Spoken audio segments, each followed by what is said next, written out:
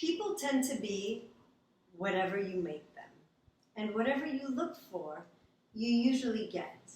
So what do I mean by that? Have you ever encountered a situation with your spouse or with your family member that you already had a preconceived notion of how it was going to go, and it wasn't on a positive note, it was more on a negative note of, I know this person's not going to change. I'm just going to say things the way that I'm going to say them, and I know already what the answer is going to be. But what if you didn't actually forecast so far into the future, and actually, from a very gentle and loving place, said what your needs were? I believe that as humanity, all of us are seeking approval from one person or another.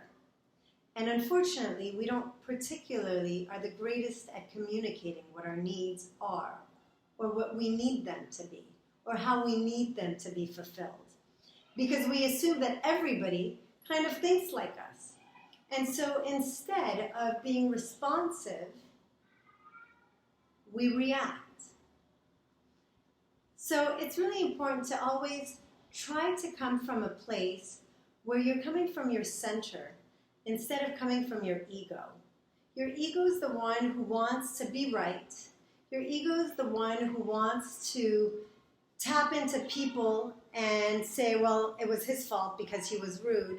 But you all had already destined that because of your energy.